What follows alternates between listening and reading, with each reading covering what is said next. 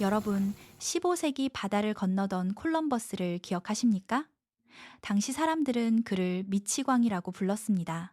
실제 지구는 콜럼버스의 계산보다 훨씬 거대했기 때문입니다. 그런데 2025년 오늘 그 콜럼버스처럼 광기 어린 신념으로 세상을 놀라게 하는 인물이 있죠. 바로 일론 머스크입니다. 우리는 최근 하늘에서 떨어지는 70m짜리 강철 빌딩을 젓가락으로 낚아채는 충격적인 장면을 목격했습니다. 많은 분이 이 장면을 보고 와, 기술 대단하다. 머스크 천재네. 하고 감탄하셨을 겁니다. 하지만 경제 요리사의 눈으로 본 이 장면은 단순한 과학쇼가 아닙니다. 이것은 인류 역사상 가장 거대한 물류혁명의 신호탄이자 우리가 믿어왔던 기존 시스템이 붕괴한다는 경고입니다. 한번 상상해 보세요. 서울에서 부산까지 택배비가 500만 원 하다가 갑자기 5천 원이 된다면 세상은 어떻게 바뀔까요? 오늘 제가 요리할 주제는 바로 이 비용의 파괴가 불러올 부의 대이동입니다. 여러분, 솔직히 궁금하지 않으십니까? 로켓 배송비 싸지는 거랑 검색 엔진 구글이나 그래픽카드 만드는 엔비디아가 도대체 무슨 상관이냐고요? 얼핏 보면 아무 관계 없어 보이죠? 하지만 끝까지 보시면 그 흩어져 있던 퍼즐 조각들이 비용이라는 키워드 하나로 딱 맞춰지는 소름 돋는 경험을 하게 되실 겁니다. 오늘은 왜 전 세계 1등 기업들이 이 회사에 목숨을 걸 수밖에 없는지 그 숨겨진 연결고리를 아주 명쾌하게 풀어드리도록 하겠습니다. 구독과 좋아요는 영상 제작에 큰 힘이 됩니다.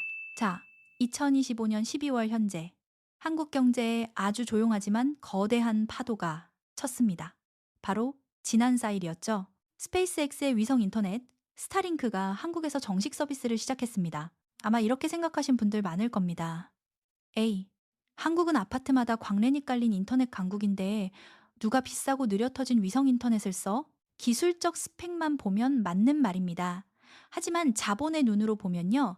그건 반만 맞는 이야기입니다. 지금 대한항공, 아시아나 항공, 그리고 거대 해운사들이 줄줄이 스타링크와 계약하고 있거든요. 왜일까요? 자본은 지금 지구라트, 즉 데이터의 사각지대가 없는 거대한 성을 쌓고 있기 때문입니다. 바다 한가운데 1만 미터 상공의 비행기, 사막, 그리고 전쟁터. 이곳은 광케이블이 닿지 않는 데이터의 오지이자 동시에 가장 비싼 요금을 받을 수 있는 시장입니다. 더 무서운 건 뭔지 아세요? 삼성전자가 이미 이 스타링크와 연동되는 6G 통신칩을 개발하고 있다는 사실입니다. 이것은 단순한 인터넷 서비스가 아닙니다. 우리 머리 위, 보이지 않는 곳에 미국산 데이터 고속도로가 깔렸다는 뜻입니다. 우리가 구글 안드로이드 없이 스마트폰을 못 쓰듯 이제 우주 인프라는 스페이스X를 거치지 않고는 설명할 수 없는 단계에 진입했습니다. 지금 이 흐름을 남의 나라 이야기로 치부한다면 우리는 구한말 철도를 거부했던 실수를 반복하게 될지도 모릅니다. 이 거대한 제국의 시작은 사실 조롱이었습니다. 우주 산업은 원래 나사, 아리안 스페이스 같은 국가 기관들의 영역이었죠. 이때 로켓 발사 비용은 1kg당 약 5만 달러였습니다. 금값이나 다름없었죠. 그런데 머스크가 나타나서 로켓을 다시 쓰겠다라고 했을 때 전문가들은 비웃었습니다. 특히 경제적 절벽이라는 논리가 스페이스X를 공격했습니다. 논리는 이랬습니다. 야, 돌아올 기름 남기면 짐을 못 싣잖아. 매출은 줄고 수리비는 드는데 그게 무슨 사업이냐. 그게 바로 경제적 절벽이다. 심지어 닐 암스트롱 같은 영웅들조차 비난했었죠. 하지만 스페이스X는 그 불가능을 뒤집었습니다. 비유를 하나 들어볼게요. 여러분이 해외여행 갈 때마다 타고 간 비행기를 도착지 공항에서 폐차시킨다면 티켓 값이 얼마겠습니까? 수억 원 하겠죠. 지금까지 인류는 그렇게 우주를 갔습니다. 하지만 스페이스X는 그 비행기를 씻어서 기름만 넣고 다시 띄우는 기술, 즉 재사용 로켓을 완성했습니다. 그 결과가 어땠냐고요? 과거 5만 달러였던 비용은 현재 펠컨 9 기준 약 2,700달러로 그리고 스타쉽이 완성되면 100달러 이하를 목표로 합니다. 무려 99% 이상의 비용 파괴입니다. 이것이 바로 오늘 이야기의 핵심 재료, 물류혁명입니다. 머스크는 미래를 상상하는 사람이 아니라 미래를 싸게 설계하는 사람이었던 거죠. 자, 이제 주방 깊숙한 곳으로 들어가서 이들이 돈을 버는 진짜 레시피 두 가지를 뜯어보겠습니다. 첫째, 수직 계열화의 공포입니다. 내가 다 만든다는 거죠. 경쟁사는 로켓 하나에 1200개가 넘는 하청업체를 씁니다. 반면 스페이스X는 부품의 80% 이상을 자체 생산합니다. 1억 원 하던 라디오 장비를 직접 만들어서 단돈 500만 원에 끝냈습니다. 둘째, 우주판 플라이휠, 즉 돈을 복사하는 바퀴입니다. 비용을 파괴한다. 남들은 비싸서 못하는 스타링크 위성을 대량으로 뿌린다. 그 위성들이 전 세계에서 인터넷 요금을 걷는다. 이 막대한 현금을 주주배당 안 하고 몽땅 더 큰 로켓인 스타쉽 개발에 쏟아붓습니다. 그럼 비용은 또 10분의 1로 줄겠죠. 경쟁사들이 첫 번째 바퀴를 밀어보려고 끙끙댈 때 스페이스X의 바퀴는 이미 다섯 번째 회전을 하며 빛의 속도로 돌아가고 있는 겁니다. 이 거대한 관성을 멈출 수 있는 건 이제 지구상에 없습니다. 이것이 바로 승자 독식의 경제학입니다. 그리고 일반인들이 잘 모르는 하지만 가장 무서운 재료가 하나 더 있습니다. 바로 스타쉴드입니다. 많은 분이 스타링크를 산골에서 유튜브 보는 인터넷 정도로 생각하지만 수면 아래에는 미국 군사력의 신경망 교체라는 거대한 프로젝트가 진행 중입니다. 첫째, 반응 속도의 학살입니다. 옛날엔 정찰기가 보고하고 타격하는데 20분이 걸렸지만 스타실드는 단 1초입니다. 우크라이나 전쟁에서 러시아군이 공포에 떨었던 이유가 바로 이 실시간 좌표 때문입니다. 눈 깜빡하면 죽는 세상이 된 거죠. 둘째, 가성비의 절망입니다. 적국이 위성 하나를 부수려면 수백억 원짜리 미사일을 쏴야 합니다. 러시아가 전 재산 털어서 위성 100개를 부셔도 스페이스X는 다음날 로켓 한 방으로 100개를 다시 채워 넣습니다. 셋째, 사각지대의 소멸입니다. 이제 지구상에 숨을 곳은 없습니다. 스타쉴드는 24시간 365일 지구 구석구석을 CCTV처럼 감시합니다. 적의 기습 공격 자체가 불가능해지는 세상.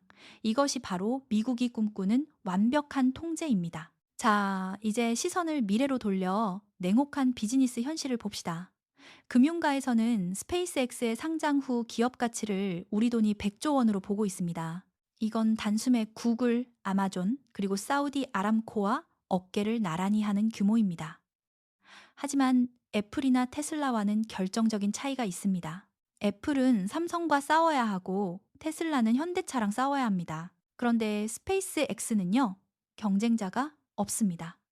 지구 궤도로 물건을 싸게 올릴 수 있는 유일한 가게입니다. 아마존조차 자기 위성 쏘려고 스페이스X한테 로켓 좀 빌려달라고 사정하는 처지니까요. 이 회사는 제조업이 아니라 인프라 기업입니다. 전 세계 인터넷 요금을 월세처럼 영원히 걷습니다. 스페이스X와 빅테크는 여기서 멈추지 않습니다. 다음 목표는 데이터 센터의 우주 이주입니다.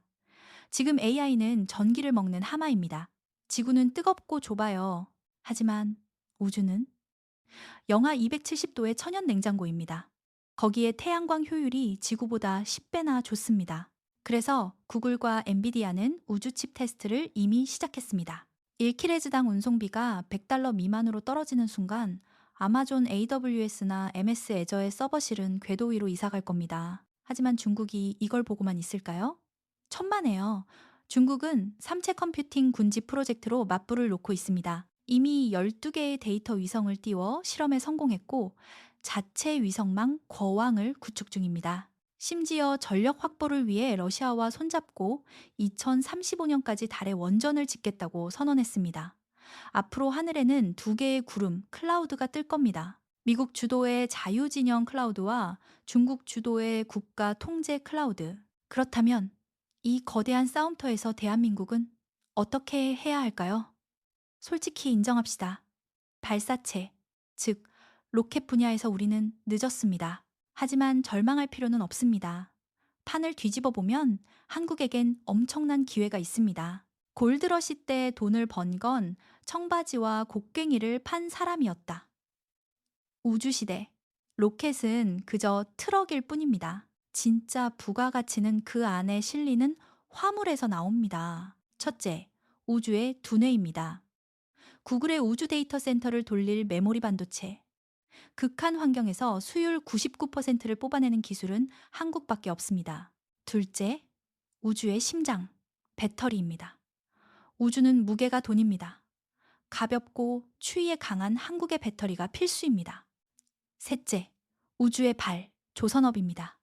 스타링크로 전 지구가 연결될 때 한국의 자율운항 선박은 전 세계 바다를 공장처럼 지배할 것입니다. 우리는 1등을 흉내내는 것이 아니라 1등이 우리 없이는 아무것도 못하게 만드는 핵심 파트너가 되어야 합니다. 오늘의 요리를 마무리하며 잠시 숨을 고르고 싶습니다. 어쩌면 오늘 이야기가 우리 일상과는 너무 먼 이야기처럼 들리셨을지도 모릅니다. 하지만 세상은 우리가 관심을 두둔두지 않든 냉혹할 정도로 정확한 자기만의 속도로 굴러갑니다. 이 흐름은 누군가의 일자리를 없애고 누군가의 삶을 송두리째 바꿀 것입니다. 경제 뉴스를 그저 가십거리로만 소비한다면 우리는 휩쓸려가는 모래알이 될 뿐입니다. 하지만 이 변화의 실체를 이해하려고 노력하는 순간 우리는 파도의 높이와 방향을 읽는 항해사가 될 수 있습니다. 만약 퇴근길이시다면 잠시 고개를 들어 하늘을 한번 올려다보시죠. 저 깜깜한 어둠 속에서 누군가는 냉혹한 계산기를 두드리며 새로운 제국을 짓고 있습니다. 그 사실을 알고 바라보는 밤하늘은 어제와는 조금 다르게 보일 겁니다. 세상의 변화를 읽으려는 여러분의 그 사색적인 시간이 부디 여러분의 삶을 더 단단하게 만드는 걸음이 되기를 바랍니다. 경제 요리사의 따뜻한 집밥 한 끼였습니다. 구독과 좋아요는 영상 제작에 큰 힘이 됩니다. 감사합니다.